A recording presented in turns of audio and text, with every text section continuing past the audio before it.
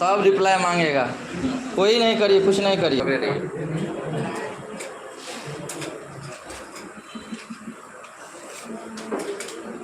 ऐसे ही रहेगा ना, ऐसे रहेगा, ऐसे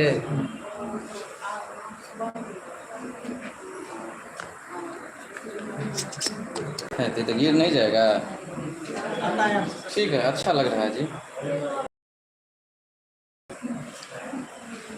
ठीक है क्या?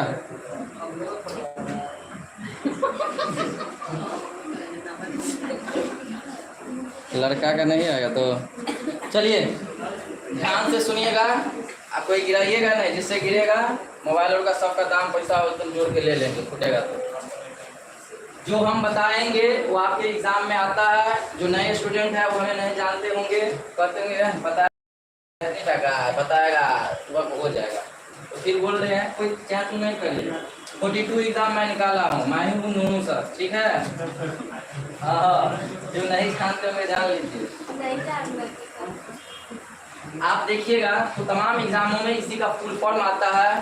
पहले आता था कि यूनेस्को का मुख्यालय कहाँ पर है, अभी भी आ रहा है, लेकिन इसका फुल फॉर्म पूछ रहा है तो याद रखिएगा। यू से होता है यूनाइटेड होता है, एन से होता है नेशन होता है, ई से एजुकेशनल होता है, एस से साइंटिफिक होता है, सी से कल्चरल होता है, ओ से ऑर्गेनाइजेशन होता है, ई से होता है एजुकेशनल, एस से होता है साइंटिफिक, सी से होता है कल्चरल होता है। यही तीनों का एक दे देगा और पूछ देगा कि बताइए इसका फुल फॉर्म क्या होता है यूनेस्को में, ई का फुल फॉर्म, और ये बार बार एग्जाम में आता है।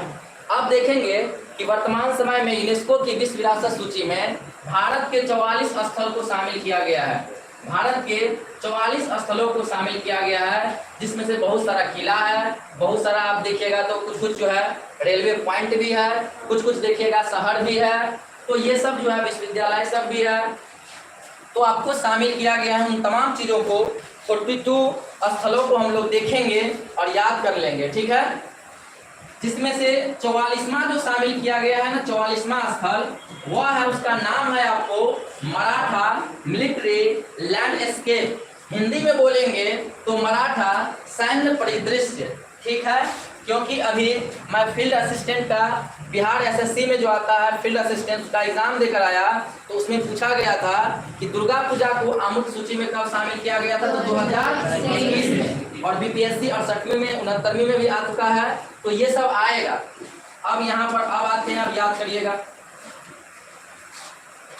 कि यूनेस्को की विश्व विरासत सूची में जो वर्तमान में 44वां स्थल को शामिल किया गया है, तो 44वां स्थल का नाम क्या है, ये 44वां क्या है, तो 44वां स्थल जो आप देखिएगा तो ये है आपका मराठा मिलिट्री लैंडस्केप। 17वीं शताब्दी से लेकर 19वीं शताब्दी में, इन दोनों शताब्दी के बीच में जो है आपको जो भी मराठा के द्वारा कुछ किला का निर्माण किया गया उसके क्षेत्र के अंतर्गत किएगा तो महाराष्ट्र वाला एरिया में, किएगा तो महाराष्ट्र वाला एरिया में, महाराष्ट्र। जैसे सालहेर का किला कहाँ पे है, महाराष्ट्र। शिवनेरी का किला महाराष्ट्र में, लोहगढ़ महाराष्ट्र में, लोहगढ़ कहाँ पे है, महाराष्ट्र में। खंडेरी का किला महाराष्ट्र में, रायगढ़ महाराष्ट्र में, राजगढ़ महाराष्ट्र में, प्रतापगढ़ महाराष्ट्र में, स्वर्ण दुर्ग, पन्हला किला, विजय दुर्ग, सिंधु दुर्ग, और साथ ही साथ जो है जिंजी का किला जो है ये कहाँ पे है, तमिलनाडु में। जिंजी का किला कहाँ पे है, तमिलनाडु में। जिंजी का किला तमिलनाडु में। आपको यही सब पूछेगा कि मराठा मिलिट्री लैंडस्केप के अंतर्गत जो आने वाली ये रायगढ़ जो है, राजगढ़ है, कहाँ पे है, महाराष्ट्र में। और आपको पता रहेगा कि पूरा महाराष्ट्र। जिंजी का किला पूछ दिया, खत्म। इसीलिए याद रखना है कि जिंजी का किला कहाँ पे है, तमिलनाडु में। कहाँ पे है, तमिलनाडु। चलिए सब याद हो गया होगा। थोड़ा सा हम चलते हैं पीछे की ओर, जो बता दिया गया था आप लोगों को, तो बताइएगा आजाद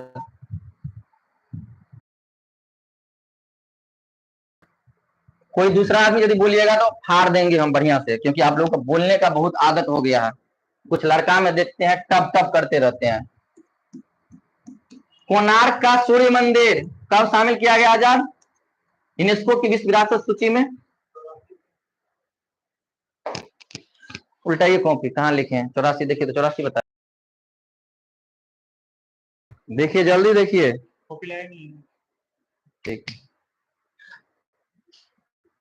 नोट बनाए हैं 1000? क्या आप आपका नाम क्या है? हाँ, मोनू कुमार बोलिएगा। महाबलीपुरम के रथ मंदिर का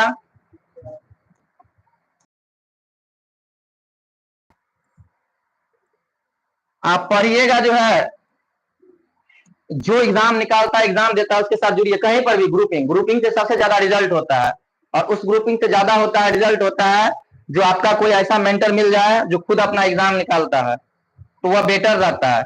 अब ऐसा उम्र हो गया है कि लग रहा है कि कहीं पर जा करके बड़ा बड़ा कोचिंग संस्थान में जाकर के 4 घंटा पढ़ ले, मन उब जाएगा, क्योंकि उम्र अब चला गया है वो पढ़ने का 21-22 वर्ष में क्लास कर लेते कहीं।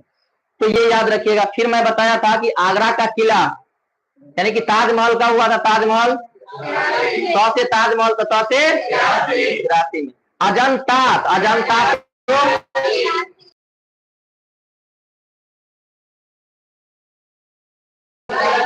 तिरासी में। और एक कौन था वो, आगरा का किला कब किया गया था? 83 में। चलिए बहुत बढ़िया, ऐसे ही याद रखिए।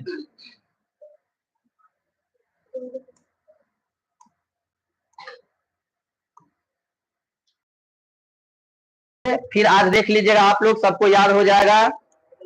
ये उपराष्ट्रपति जो है, उपराष्ट्रपति जगदीप धनखड़, ये वर्तमान समय में देखिएगा, कुछ दिन पहले तक जो है भारत के उपराष्ट्रपति थे, लेकिन ये अपने स्वास्थ्य के कारणों का हवाला देते हुए राष्ट्रपति जी को अपना जो है त्याग पत्र दे दिए कि जो देखिए मेरा स्वास्थ्य खराब है, हम डॉक्टरों के पास आते जाते रहते हैं, इसीलिए जो हम इस्तीफा दे रहे हैं। तो जगदीप धनखड़ जो है ये 21 जुलाई को इस्तीफा दे दिए। ये क्वेश्चन सब आ सकता है, क्योंकि इसका कार्यकाल जो था ये 10 अगस्त 2027 तक इसका कार्यकाल था, लेकिन इससे पहले ही इन्होंने 21 जुलाई 2025 को अपने स्वास्थ्य का हवाला देते हुए त्याग पत्र दे दिया। तो क्वेश्चन आएगा, बताइए हाल ही में जो है जगदीप धनखड़ ने अपना त्याग पत्र कब दिया? तो 21 जुलाई को दिया। इसलिए मेरे भाई कि जो एग्जाम नहीं देते होंगे उनको नहीं पता होगा, अब नया जो कूट का प्रयोग करके छोटा से छोटा एग्जाम सब में कूट का प्रयोग कर रहा है, यही दे देगा। 21 जुलाई को दिया था। दूसरा, इनका कार्यकाल कब तक था? 10 अगस्त 2027 तक था, लेकिन ये त्याग पत्र अपना दे दिए हैं। तो जैसे ही त्याग पत्र दिए हैं तो नए जो है उपराष्ट्रपति का चुनाव का घोषणा कर दिया जाएगा। चुनाव होगा तो जो भी राष्ट्रपति बनेगा ना, फिर वो 5 साल तक रहेगा, ही नहीं कि शेष जो कार्यकाल है इतना दिन तक नहीं, ये पूरे जो है आपको 5 साल तक जाइए, ये जीत जाएगा, शपथ खा लेगा, ये जो है आपको 5 साल तक अपने पद पर फिर से रहेगा ये, ठीक है, याद रखिएगा। और ऐसा 68 के खंड 2 के अनुच्छेद के तहत जो है इसका चुनाव अभी करवाया जाएगा, ठीक है। दूसरा चीज देखते हैं, ये उपराष्ट्रपति जो कुछ दिन पहले जगदीप धनखड़ थे, ये उपराष्ट्रपति का चुनाव जीतने से पहले किसी न किसी राज्य का राज्यपाल था, वह राज्य है आपको वेस्ट बंगाल। तो क्वेश्चन आएगा कि वर्तमान समय में जो कुछ दिन पहले उपराष्ट्रपति थे, वो उपराष्ट्रपति के पद से पहले किस राज्य के गवर्नर रह चुके हैं? बंगाल, क्योंकि रामनाथ कोविंद जब बिहार के राज्यपाल थे और फिर जो राष्ट्रपति बने थे, तो पूछा गया था कि राष्ट्रपति बनने से पूर्व जो है रामनाथ कोविंद, क्या हो गया हमरा बते हुआ, क्या बोल रहे थे? हाँ, तो किस राज्य के थे? बिहार के। क्या बताएंगे, बंद हो गया।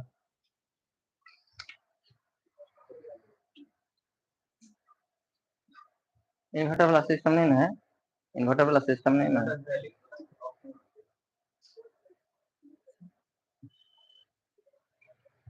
चला है कि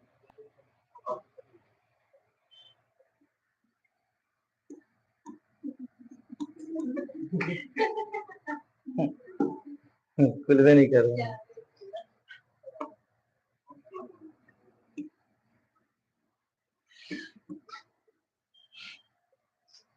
क्या करिएगा, देखिए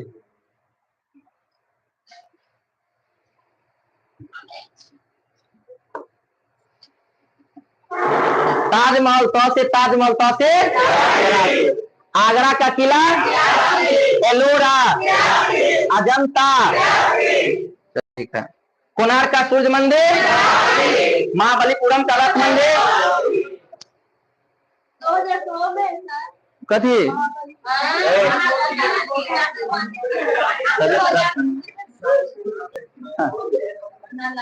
कहा है नीचे में चल रहा है जनेश्वर क्या इधर? अच्छा गेट पे लगा दे, गेट पे लगा दीजिए, यही गेट पे लगा दीजिए, नहीं वाला ये वाला को रुपेश, अरे उस जिसमें पीयूष जी गए ना वही गेट को बंद कर देता, काम हो जाता। चलिए शांत प्रिय भाई एवं भाई के बहनों, शांत, याद हो रहा है वही सबसे बड़ी चीज है। चलिए अब देखिए पीयूष सर आते हैं ना, तो देखिएगा कि पीयूष सर क्या करते हैं, तो आप लोगों के सामने में लिखते रहते हैं ना, और इनको पूरा कॉन्सेप्ट पता है तो अपना लिख लेते हैं, आप लोग को बताते रहते हैं ना, लिख करके है कि हमारा सब यादें है कि ना। हम क्या करते हैं, हमारा रटल आदमी, तो हम क्या करते हैं पहले बोर्ड पर लिख देते हैं, हम भुला जाते हैं, ठीक है। जैसे अभी लाइन कटा तो इधर भी लाइन कट गया ना, बिना लाइन कटे ही बता सकते थे, लेकिन जब आपका आंख देखेगा, आप बोलिएगा और कान सुनेगा, जब 3 गो आपका इंद्रिया जो काम करता है, तो कोई कहेगा आंख कान नाक जीभ त्वचा ये ज्ञान इंद्रिया हुआ, तो इंद्रिय के अंतर्गत ना, इंद्रिया जितना है उसको बांट दिया गया ज्ञान इंद्रिया में, और कुछ जो बच गया उसको कह देंगे ये। तो देखिएगा इसके बारे में बता रहे थे, ये तो त्याग पत्र दे दिए अपने कार्यकाल से पहले।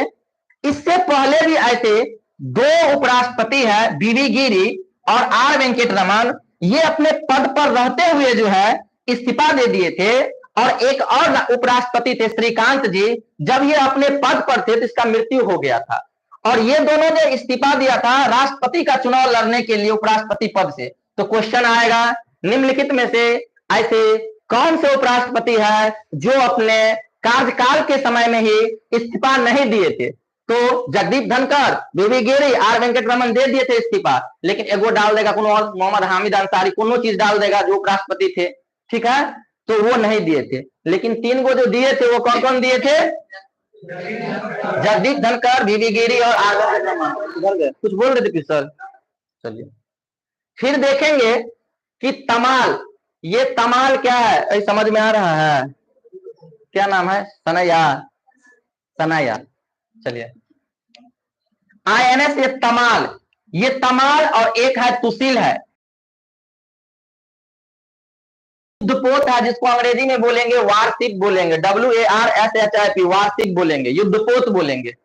अभी देखिएगा कि एक ऑपरेशन चलाया गया था जिसका नाम था ऑपरेशन सिंदूर था। ऑपरेशन सिंदूर जो है ये पाकिस्तानी आतंकी संगठन के खिलाफ जो है 100 से सिंदूर, तो इसीलिए 100 से 7 तारीख को, और माई बहन का मई हो जाएगा और 2025 हो जाएगा। जम्मू कश्मीर में एक बैसरन घाटी है, उसी बैसरन घाटी में एक पहलगांव या पहलगाम नामक जगह है, जहां पर 21 या 22 अप्रैल को जो है आपको 22 अप्रैल को जो है क्या चलाया गया था आतंकवादियों के द्वारा, निहत्ते, पर्यटन है तो निहत्तरे है ना। तो यहाँ पर जो भी यात्रा करने के लिए गए थे, घूमने के लिए गए थे, हनीमून मनाने के लिए गए थे, तो उन सब यात्रियों पर जो है निर्मम जो है गोली चलाकर उनकी हत्या कर दी गई। फिर भारत सरकार ने जो है उनको मुंहतोड़ जवाब देने के लिए जो है एक ऑपरेशन सिंदूर चलाया गया था, 100 से सिंदूर 100 से 7 मई को चलाया गया था, जिसमें रूस से लिया गया बहुत सारा जो है आपको मिसाइल रोधी जो है रक्षा प्रणाली काम आया। जैसे S-400 नामक जो है वायु रक्षा प्रणाली जो किस देश से लिया गया है? रूस से लिया गया है। और भारत का जो है आप देखिएगा तो रक्षा के दृष्टिकोण से भारत जो है अपने देश को सशक्त कर रहा है, और भारत के अंदर में ही जो है मेड इन इंडिया के तहत जो है बहुत सारे उपकरण जो है तैयार किए जा रहे हैं। तो उसी में हम देख लेंगे, एक है तुसिल और एक है तमाल नामक 2 युद्धपोत जो है रूस से खरीदा गया, जिसमें से तुसिल को तो पहले ही कर लिया गया है शामिल, लेकिन हाल ही में तमाल नाम से जो है युद्धपोत को रूस से लेकर के भारतीय सेना में जो है शामिल कर दिया गया है, और इसको ब्रह्मोस मिसाइल जो है ना इसमें सेट कर दिया गया युद्धपोत में, कि कोई बोलते रहे उड़ाइए देंगे। हाँ, तो ये तमाल जो है, तमाल नाम ऐसे कैसे पड़ा? तो जो इंद्र भगवान आप देखते हैं, जिसको स्वर्ग का देवता भी बोला जाता है, राजा भी बोला जाता है, तो इंद्र भगवान जो तलवार निकाल के जो है ढिचकुम करके जो गुंडारों को मारते थे, राक्षसों को, तो उन्हीं के तलवार का नाम था तमाल। उसी के नाम पर जो है इस युद्धपोत का नाम रखा गया तमाल रखा गया। इस युद्धपोत के लिए बहुत सारा चीज किया गया, इसीलिए पूछेगा कि तमाल क्या है, तो एक युद्धपोत है। सुशील क्या है, तो एक युद्ध। किस देश से खरीदा गया है, तो रूस से खरीदा गया है। और आप देखिएगा तो इसका शुभंकर मस्कोट जो है, शुभंकर भी एक लॉन्च कर दिया गया जिसका नाम है ग्रेट बियर। ये शब्द जो लिया गया है दो तरफ से मिलाकर, एक तो देखिएगा भारत के जो जाने माने जो है, आप देखिएगा बियर का मतलब भालू का ही एक रूप थे, बियर का एक रूप देखिएगा जिनका नाम था जामवंत, तो उनके नाम से लिया गया है। और साथ ही साथ रूस का राष्ट्रीय पशु भी शायद जो है बियर ही करके कुछ है, तो उन्हीं से यहाँ पर ये लिया गया है नाम द ग्रेट बियर। तो पूछेगा हाल ही में आईएनएस तमाल नामक युद्धपोत को नौसेना में शामिल किया गया, इसका शुभंकर क्या था। या पूछ सकता है, जैसे कूट वाला क्वेश्चन अभी पूछने का ट्रेडिशन चल चुका है, बीपीएससी से लेकर बिहार एसएससी में सब में पूछ रहा है। कांस्टेबल का जो एग्जाम दिए होंगे देखिए होंगे, उसमें भी 20-30 को जो है कूट वाला क्वेश्चन था, ए और बी सही होगा, देख लिए ना। क्योंकि बिहार एसएससी का क्वेश्चन ही कुछ मेंबर जो रहता है बोर्ड का, वो बिहार एसएससी का, बीपीएससी का और सबका सेट करता है, कुछ कुछ आदमी प्रोफेसर सब। तो देख लेंगे, हो सकता है पूछ दिया जाए कि ये बताइए तमाल से संबंधित सत्य, तमाल के बारे में कथन दिया गया है और बोल देगा कि कूट का प्रयोग करते हुए सत्य कथन की पहचान करें। एक नंबर में रहेगा तमाल एक युद्धपोत है। बी नंबर में रहेगा तमाल नामक युद्धपोत रूस से भारत ने खरीदा है। सी नंबर में रहेगा तमाल का जो है शुभंकर रखा गया है आपको the great bear. D number में रहेगा आपको कि तमाल नामांकन किया गया है, इंद्र भगवान जो तलवार चलाते थे उन्हीं से लिया गया है, चुरा कर लिया गया है और तमाल नाम रखा गया है। नीचे में लिखा रहेगा के सही कथन की चुनाव करे। एक नंबर में रहेगा ए में 1 और 2 दोनों सही है, 2 और 3 सही है, 1, 2, 3 सही है। और डी नंबर में रहेगा उपयुक्त में से सभी सही है। तो क्या मारिएगा, उपयुक्त में से सभी सही है। और ऐसा ही क्वेश्चन अभी आ रहा है। अब देखेंगे इसका आदर्श वाक्य जो है ये रखा गया है सर्वदा सर्वत्र विजय, यानी कि कहने का मतलब सभी जगह जो है ये विजय प्राप्त करेगा। और ये ब्रह्मोस मिसाइल से इसको सज्जित कर दिया गया है।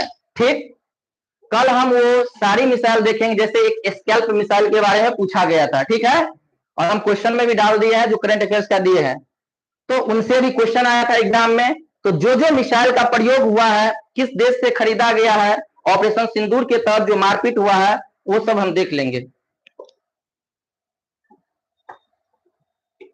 गर्मी नहीं बढ़ रहा है रूम में? बढ़ रहा है ना रुपेश, इसको खोलिए, उस गेट को बंद कर दीजिए, आवाज नहीं आएगा। ये वाला अभिजीत सर वाला, इस गेट को बंद कर दीजिए। अब कल नहीं लगेगा, इसको परसों से इस पंखा ठीक हो जाएगा और एसी ऑन हो जाएगा, ठीक है। एसी से किसी को एलर्जी नहीं ना है? हमको भी है। चलिए, इतना चीज याद हो गया होगा। अब हम देखते हैं कि दिल्ली का लाल किला जो देख रहे हैं, ये बीपीएससी 68वीं 69वीं में आया हुआ क्वेश्चन है कि दिल्ली के लाल किले को यूनेस्को की विश्व विरासत सूची में कब शामिल किया गया? तो 2007 में। कब किया गया? 2007 में। कब शामिल किया गया? 2007 में। क्या रुचि कुमारी, यहाँ पर उससे बढ़िया पढ़ाई हो रहा है? इसीलिए बोल रहे थे यहाँ पर आइए। 2 दिन आज जो है थोड़ा हो सकता है बाउंस करे, लेकिन 2 दिन 3 दिन आइएगा तो इस इन्वायरमेंट में, हाँ, अरे थोड़ा बोलने में सोचना पड़ता है ना, अंग्रेजी नहीं आता है ना। जंतर मंतर बोले थे कि जंतर मंतर जो है आपको भारत में 5 जगह है, और इस जंतर मंतर का जो है खगोलीय वेधशाला था, इसका जो है निर्माण किया गया सवाई जयसिंह, सवाई, हाँ, चौथी पहुंची कर दे, तीर्थियों बोल रहा था कोई, सुन लीजिए।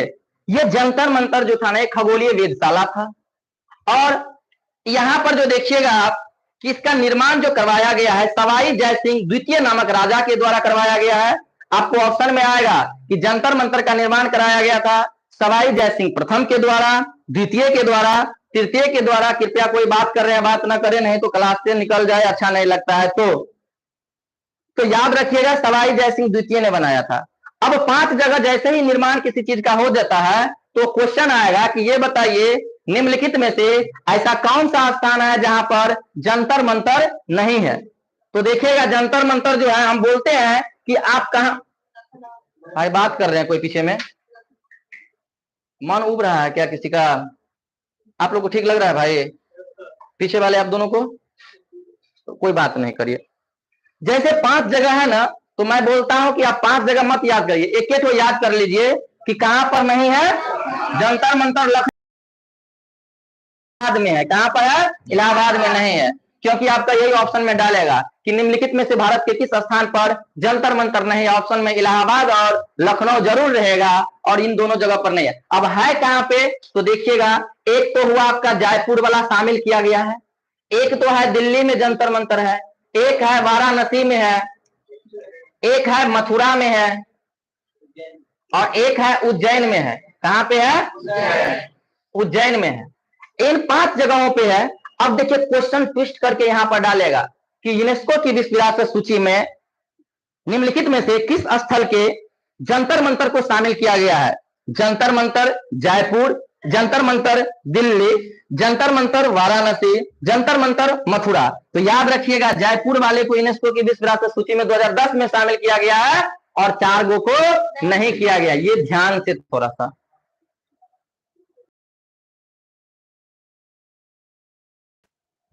वही बता रहे थे।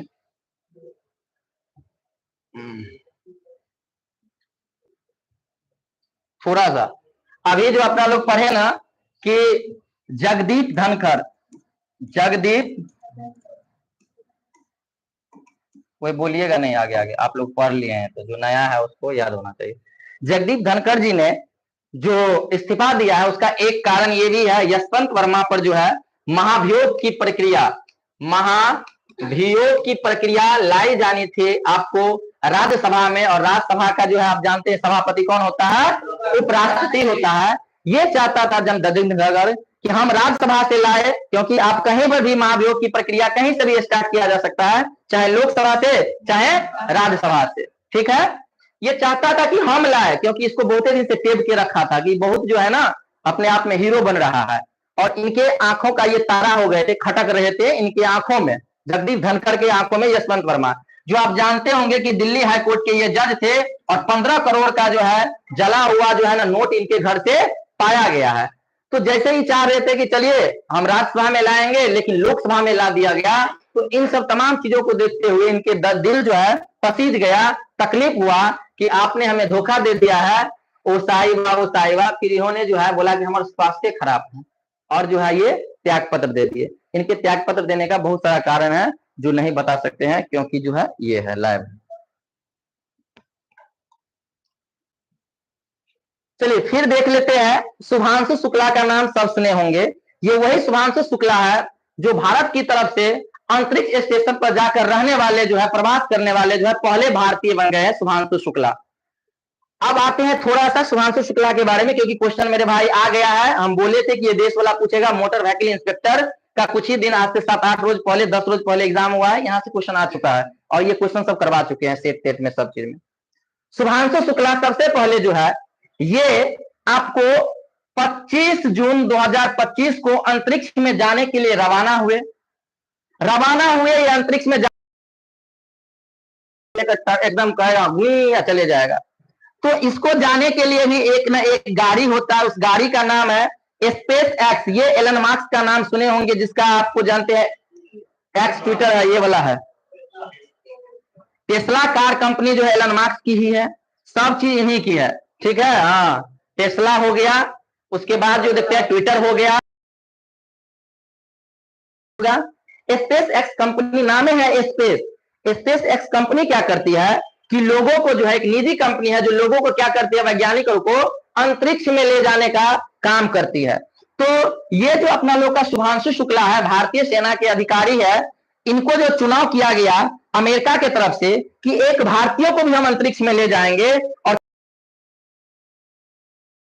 एक्स नामक जो है गाड़ी रहेगा, गाड़ी नाम रहेगा, लेकिन उस गाड़ी का नंबर रहेगा फाल्कन 9 रॉकेट, और उसमें इंजन लगा रहेगा ड्रैगन नामक कैप्सूल। याद करवाने के लिए पूछ देगा कि शुभांशु शुक्ला जो है अंतरिक्ष में गए थे, किस रॉकेट से गए थे, तो स्पेस एक्स के फाल्कन 9 रॉकेट से और ड्रैगन कैप्सूल के माध्यम से गए थे। ये भी क्वेश्चन आपका आया हुआ है, अभी हाल फिलहाल में आरओ में आया था शायद। फिर देखते हैं शुभांशु शुक्ला जो है कहाँ के हैं, तो यूपी के हैं, क्योंकि कुछ दिन पहले डीएसटी वाला एग्जाम हुआ था, उसने पूछा था जो कौन गई थी, सुनीता विलियम्स गई थी। सुनीता विलियम्स वह किस राज्य से संबंधित है, तो वह गुजरात से थी। शुभांशु शुक्ला किस राज्य से संबंधित है? यूपी से। और ये क्वेश्चन आएगा, यूपी के एग्जाम में आएगा ही आएगा, या बिहार के एग्जाम में भी आएगा। दूसरा, ये 25 जून को रवाना हुए और भारतीय धरती पर जो धरती पर कब पहुंच गए? ये 15 जुलाई 2025 को। और ये अंतरिक्ष में स्टेशन पर 18 दिन तक रहे और 18 दिन तक रह करके 60 विभिन्न क्षेत्रों में जो है इन्होंने प्रयोग वहां पर किया। ठीक है, तो ये याद रखिएगा। जिस मिशन के तहत जो है शुभांशु शुक्ला गए उसका नाम था एक्सियोम 4 मिशन। क्वेश्चन आएगा, शुभांशु शुक्ला अंतरिक्ष में जो गए थे स्पेस एक्स के फाल्कन 9 रॉकेट के द्वारा ड्रैगन कैप्सूल के माध्यम से किस मिशन के तहत गए थे अंतरिक्ष में? तो एक्सियोम 4 नामक मिशन के तहत ये अंतरिक्ष में गए थे। ये अकेला नहीं गए थे, कहे बाबा हम अकेला नहीं जाएंगे, पता चलेगा वहीं पर रह गए, 2-4 आदमी और चले साथ में। तो 2-4 आदमी में और गए। एक तो भारत के थे शुभांशु शुक्ला थे, एक हंगरी के थे, एक पोलैंड के थे और एक अमेरिका के थे। तो यही क्वेश्चन आया था कि कौन सा देश जो इसमें शामिल नहीं था एक्सियोम 4 मिशन में, और एक दे दिया गया था आपको दक्षिण अफ्रीका ऑप्शन में, दक्षिण अफ्रीका नहीं है।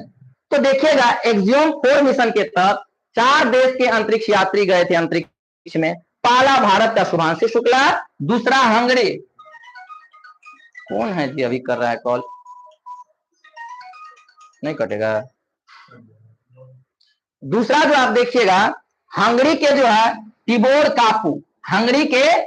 कापू, पोलैंड के स्लावोज और यूएसए के प्यागी ह्विस्टन। ये प्यागी जो है 4-5 बार चली में गए थे अंतरिक्ष में, तो इसी के नेतृत्व में ये तीनों जो है एस्ट्रोनॉट्स जो है अंतरिक्ष में गए और बढ़िया से गए, 18 दिन तक रहे और रिटर्न होके आ गए। तो 4 देश शामिल है इसमें, भारत, हंगरी, पोलैंड और अमेरिका।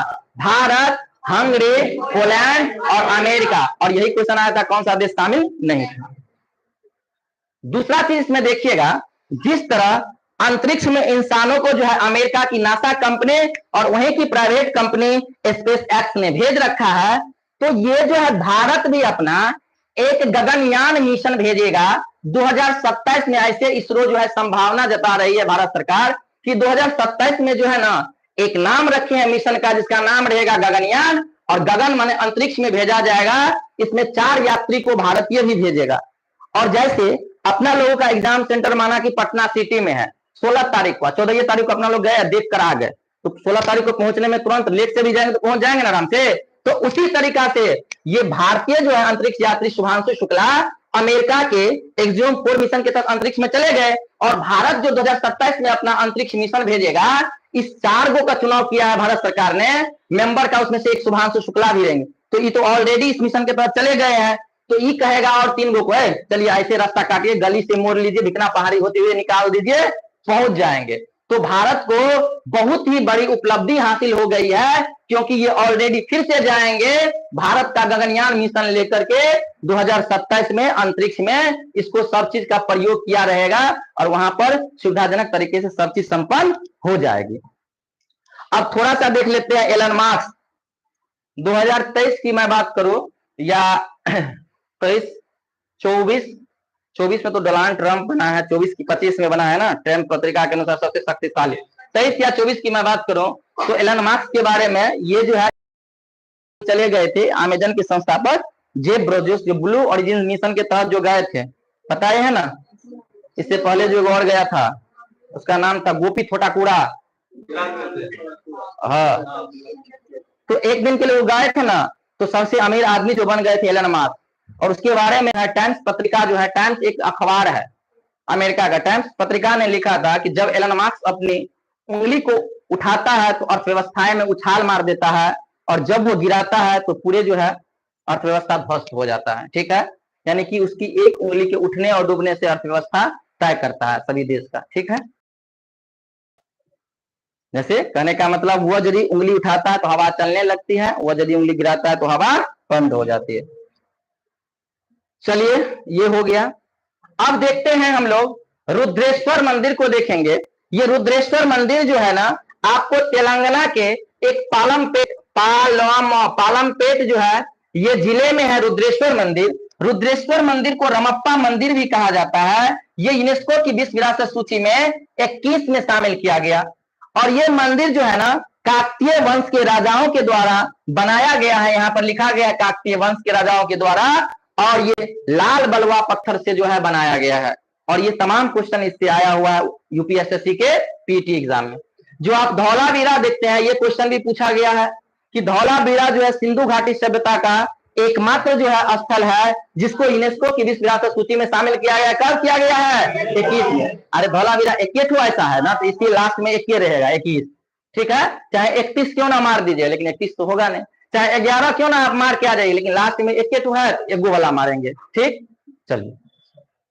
शांति निकेतन, जिसकी स्थापना जो है रविन्द्रनाथ टैगोर जी के द्वारा किया गया था, इसको 23 में होयसल के पवित्र मंदिर समूह को जो 2023 में किया गया है। ये कर्नाटक में होयसल का स्मारक, और ये जो शांति निकेतन है ये वेस्ट बंगाल में है। मैदान टिलेनुमा प्रणाली, समाधि प्रणाली, जिसको 2024 में अपनाया गया, ये क्या है? तो आप देखिएगा कि असम में एक राजवंश हुआ करता था, अहोम राजवंश। और अहोम जो है ना एक जाति भी है, जनजाति भी है असम की। तो अहोम राजवंश के द्वारा जो भी राजा होते थे, प्रजा होते थे उस क्षेत्र में, वो अपना जो समाधि जो लेते थे ना, वह टिलेनुमा समाधि प्रणाली के द्वारा अपना समाधि लेते थे, जिसको मैदान कहा जाता था। और इसी को शामिल किया गया 2024 में। कहाँ की है? असम। याद हो रहा है सबको? जहां पर लगे कि तेज हो रहे हैं तो बोल दीजिएगा। टाइम हुआ है क्या रुपेश? अभी है।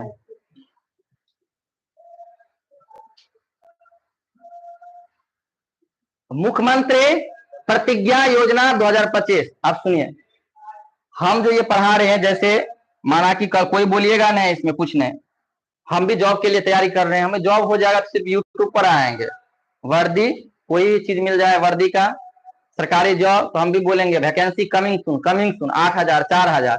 एक दिन में जो है खूब सारा सब्सक्राइबर होगा। ठीक है, जब तक है यहाँ पर बता रहे हैं, जो चीज बता रहे हैं, क्योंकि एक्सपीरियंस वाले आदमी है, तो हमसे सीखिए।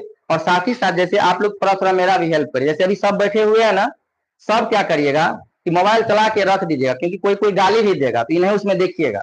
मोबाइल चला के रख दीजिएगा तो लगेगा कि क्या लगेगा जी कि लाइव जो है बहुत सारा लोग देख रहा है। या तो अभी रख दीजिए बगल में, या ये क्वेश्चन में फिक्स है, एग्जाम में आएगा एकदम जो है, ये मिक्स में आएगा और फिक्स है क्वेश्चन। मुख्यमंत्री प्रतिज्ञा योजना 2025 क्या है? इससे पहले मैं बता दिया हूं, मुख्यमंत्री प्रतिभा योजना, भारत सरकार के द्वारा एक प्रतिभा योजना लाया गया। अभी हाल ही में बताए थे 10 दिन पहले। ये सबसे पहले मैं बता दूं, प्रतिभा का मतलब हो जाएगा ज्ञान। जो यूपीएससी के कैंडिडेट होते हैं ना, जो यूपीएससी वाले भैया सब होते हैं, उसको 2 अटेम्प्ट 4 अटेम्प्ट या 6 अटेम्प्ट मिलता है।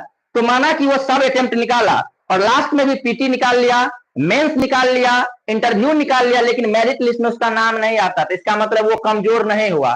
तो उन सभी यूपीएससी वाले जो इंटरव्यू और देकर मेरिट लिस्ट में नाम नहीं आया अंतिम चरण में, तो उनका डाटा कलेक्शन किया जाएगा, उसको भारत के किसी अन्य नौकरी में वरीयता दी जाएगी, या आपको प्राइवेट कंपनी को डाटा उपलब्ध करवाया जाएगा, उसको जो प्लेसमेंट मिलने में आसानी होगी।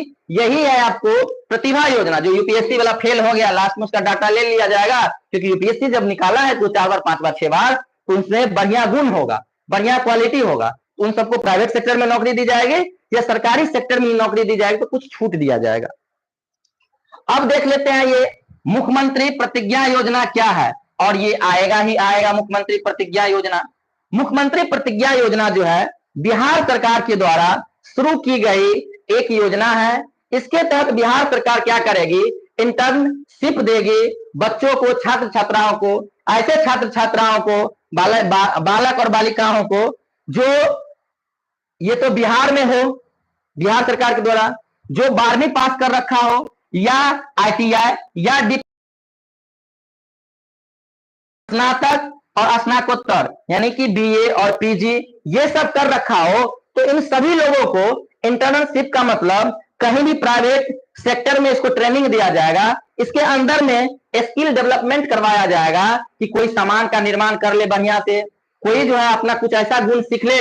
मोटर गैरेज जरूर देखते हैं ना, कैसे वहां पर काम करते तो सीख जाते हैं, तो स्किल आ जाएगा, तो आराम से ये आदमी क्या करेगा, अपना कि कहीं पर प्राइवेट सेक्टर में जॉब कर सकता है या कुछ अपना ही स्टार्ट कर सकता है, या सरकारी सेक्टर में उसको जब नौकरी मिलेगी तो आराम से उसको इतना ट्रेनिंग नहीं दिया जाएगा तब भी वह काम कर लेगा।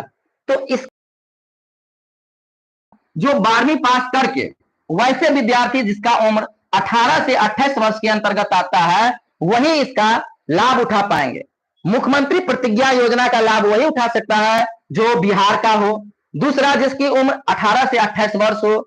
तीसरा, जो 12वीं पास कर लिया हो उसको 4000 प्रति माह जो है पैसा दिया जाएगा। जो ITI और डिप्लोमा करके इस योजना का लाभ उठाता है उसको 5000 रुपए प्रति महीना, और जो स्नातक या स्नातकोत्तर कर लिया है उसको 6000 रुपए प्रति महीना।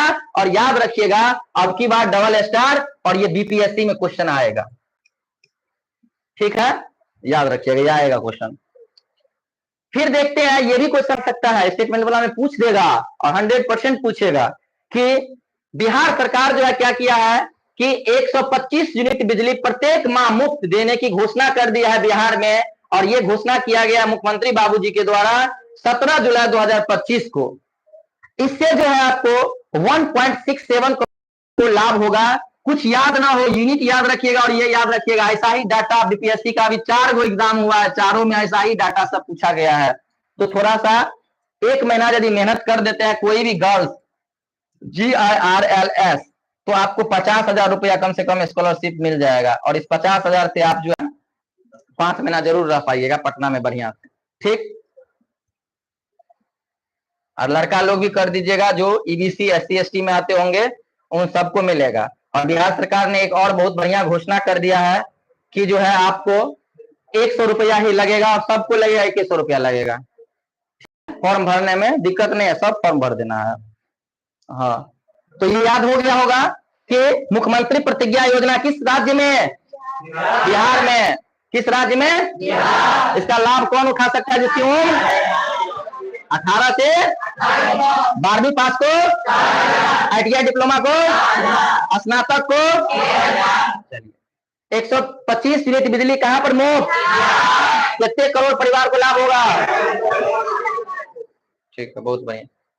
बिहार में जो बीजेपी का मिली भगत का सरकार है तो कोई राजस्व घाटा आरोप में कोनो चीज नहीं होगा। लेकिन यही दिल्ली में जा रही थी तो मुफ्त में सब चीज दिया रहा था तो दिल्ली डूब रहा था। ठीक है, चलिए आगे चलते हैं। एक और बता दे रहे हैं, सेट में हम दे चुके हैं, सेट आएगा तो उसमें अभी बिहार में जो मुख्यमंत्री वृद्धाजन पेंशन योजना के तहत 400 रुपया जो है ना प्रति माह दिया जा रहा था, इसको बढ़ा बिहार में जो है आपको आज से नहीं पूरे भारतवर्ष में सबसे कम वृद्धा पेंशन योजना जो है ना बिहार का था, और अभी बढ़ाया है। कैसे? पहले नहीं, इनडायरेक्ट रूप से जो है ना महिला और की जो है माता बुजुर्ग माताओं की जो हेल्प कर रही है सरकार। हम और कुछ नहीं बोलेंगे। हाँ, चलिए, तो ये क्वेश्चन आपके एग्जाम में आएगा, ये क्वेश्चन आपके एग्जाम में आने लायक है, आएगा। अब देख लेते हैं थोड़ा सा ब्रिक्स शिखर सम्मेलन।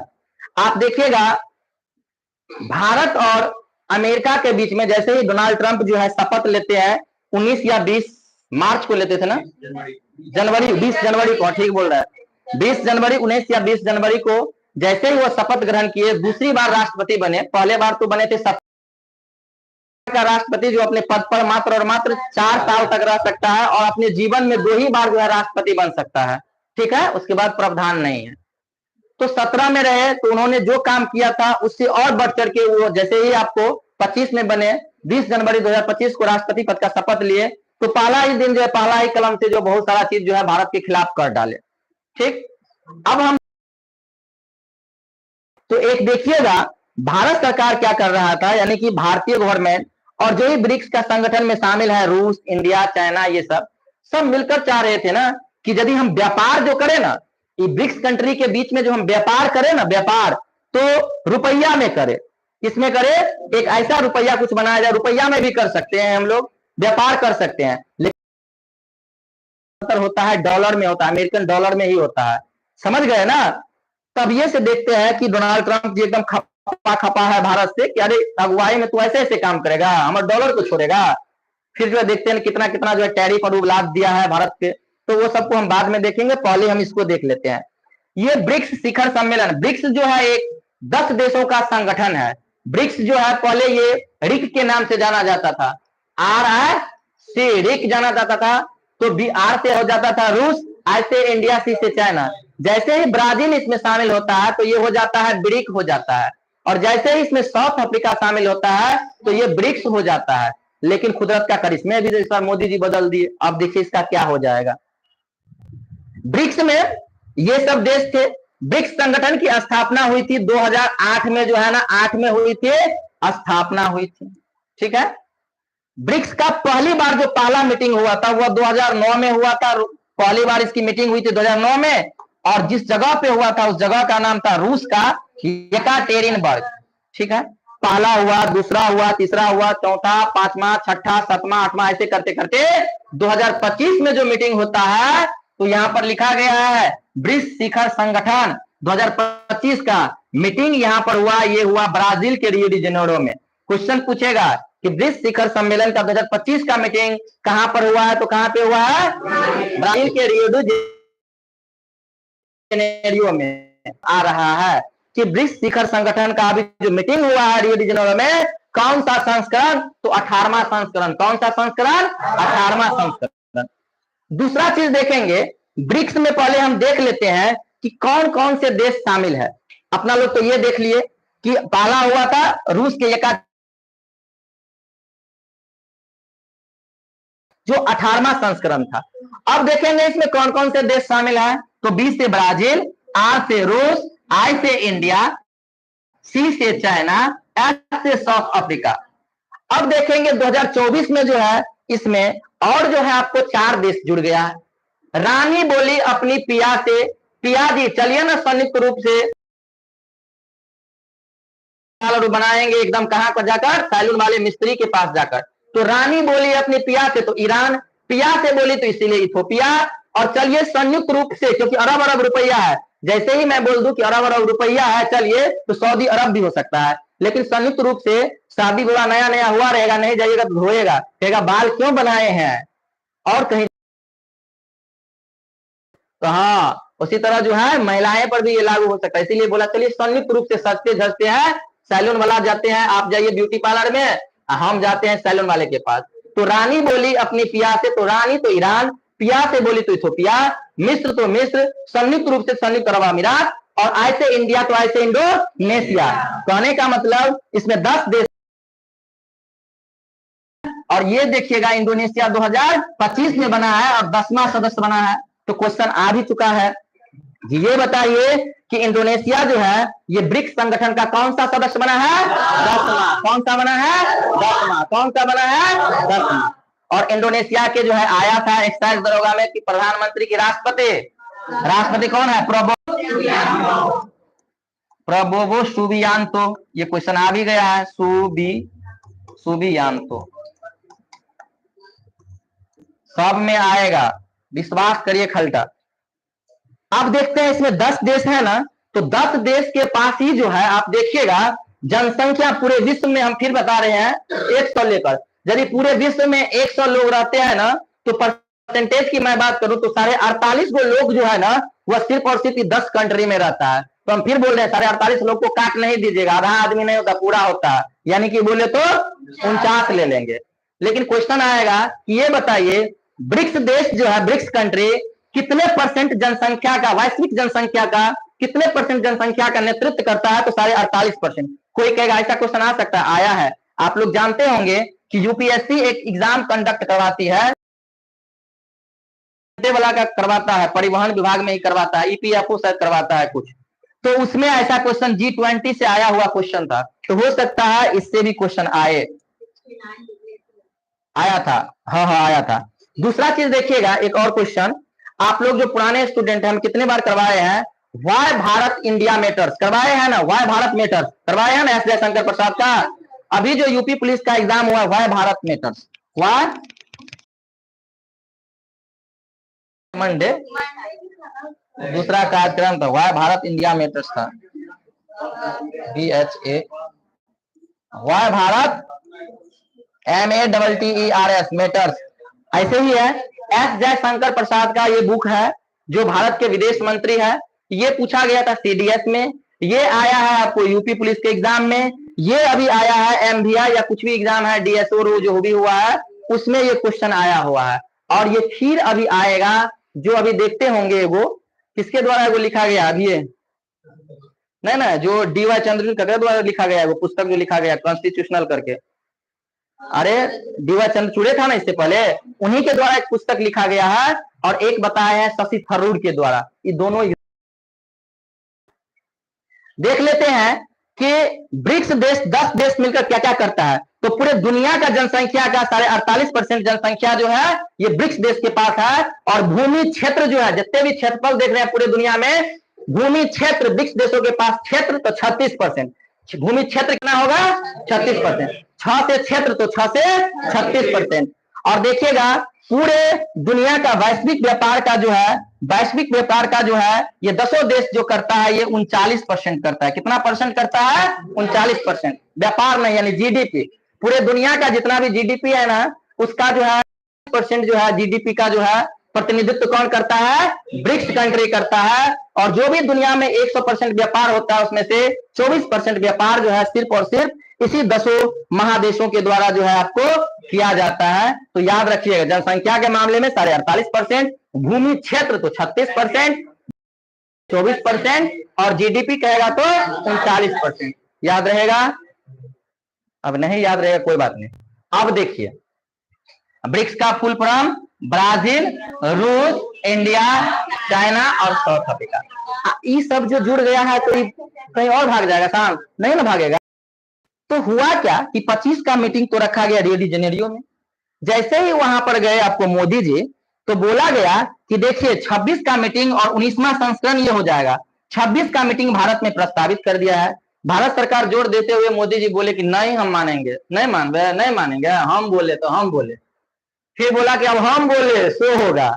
हाँ, तो बोले कि भाई देखिए भाई ब्रिक्स का जो है ना हम जो नाम चेंज कर देंगे, इसका परिभाषा यानी कहने का मतलब इसका फुल फॉर्म हम चेंज करने जा रहे हैं। और जो मेरे देश में होगा तो इसका फुल फॉर्म ये रखा जाएगा, building resilience and innovation for corporation and sustainability, जो भी है वही ठीक है।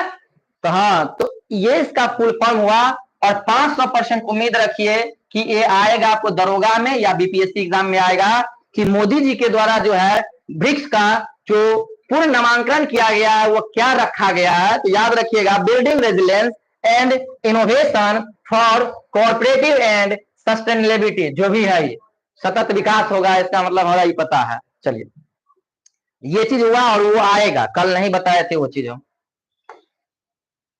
अब देख लेते हैं कि ये क्वेश्चन जो अभी खूब आ रहा है, अभी विधान परिषद का एग्जाम हो रहा है, क्लर्क का कुछ दिन पहले हुआ, रिजल्ट भी आया।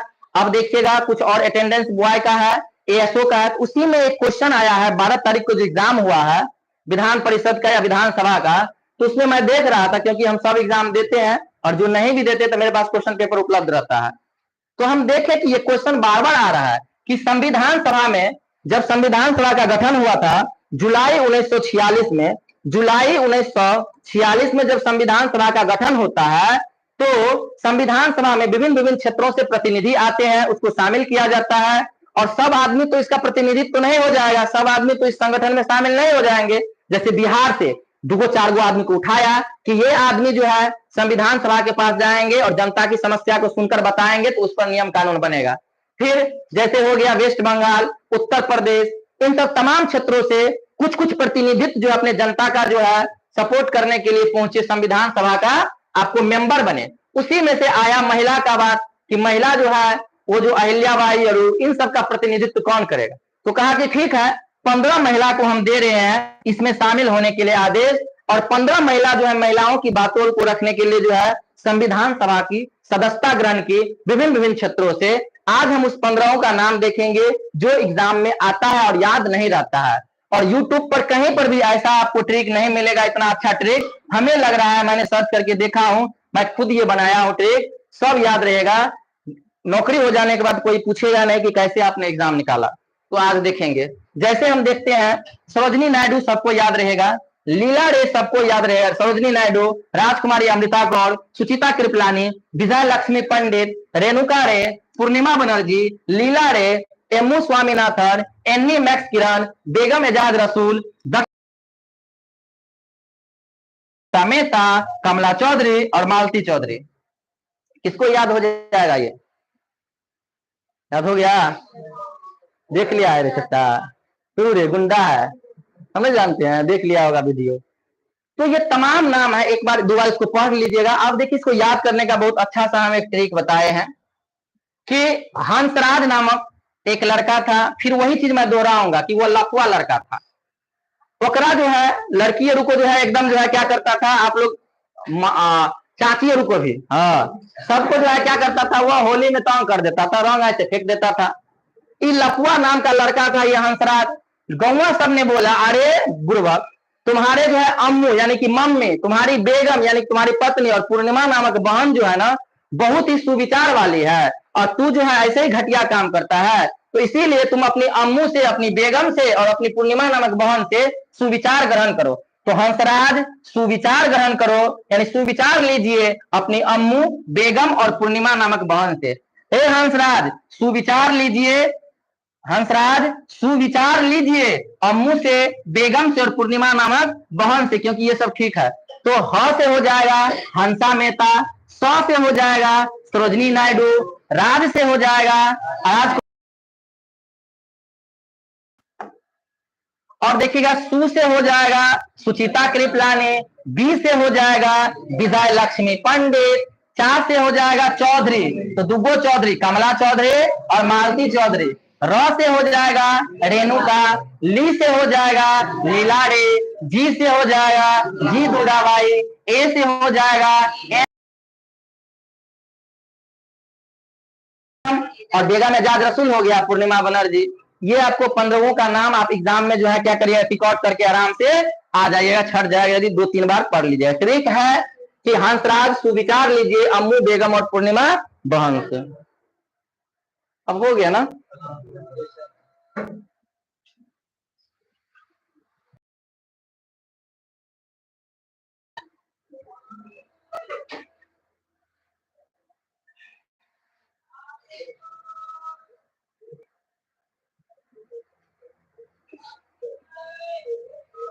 तो इतना छड़ी कहाँ है जी?